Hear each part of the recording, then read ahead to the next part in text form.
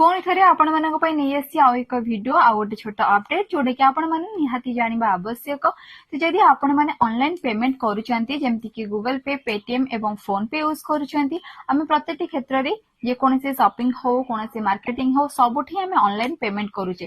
तो एटा निहाती आपण मैंने जानिबा आवश्यक जे ए सब पेमेंट करबा द्वारा हमर कोन चार्जेस कटिबो एवं कोन पई कटिबो केउ मानकर कटिबो। जदि एपर्यंत आपण चैनल को सब्सक्राइब करनांती ताले चैनल को सब्सक्राइब करी साइड थे बेल आइकन को प्रेस करबा को कदाई भूलिबेनी।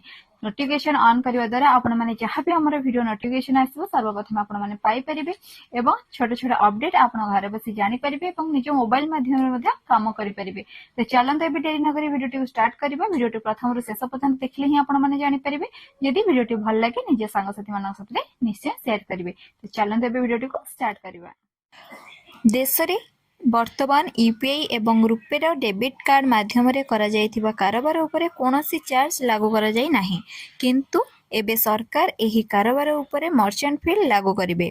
सरकार बड़ व्यवसायी पई रुपे डेबिट कार्ड एवं यूपीआई पेमेंट उपरे मर्चेंट फी पुनर्लागू करने को विचार करछंती।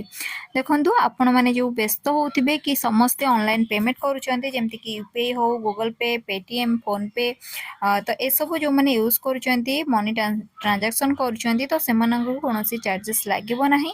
केवल जो माने व्यवसाय बा बिजनेस रे मर्चेंट अकाउंट यूज करूछंती तो सेही मानकर ही आपण मानकर चार्जेस लागिबो।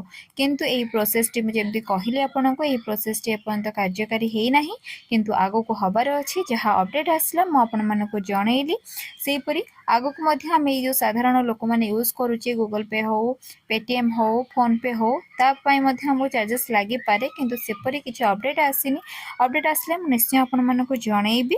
तो एटा रहितला आपणकर चार्जेस रो अपडेट जे केवल जो माने मर्चेंट अकाउंट यूज करूछंती से मानकर ही यूपीआई ट्रांजैक्शन रे चार्जेस कटिबो एवं से मानको ही चार्जेस दवा पय पड़िबो जो माने बिजनेस रे यूज करूछंती मर्चेंट अकाउंट। तो जहाँ भी अपडेट थिला मु आपण मानको जणैली। आशा करिछि आपण माने बुझी पारिथिबे।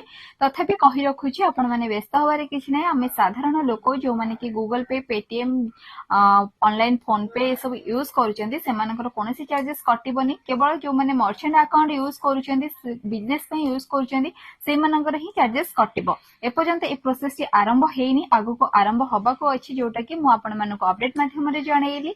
तो आशा करिछि आपण मानको वीडियो टी भल लागिबो। फोन देखाबो आउ गोटे अपडेट आउ एक वीडियो रे। से पर्यंत रहिली। नमस्कार, जय जगन्नाथ।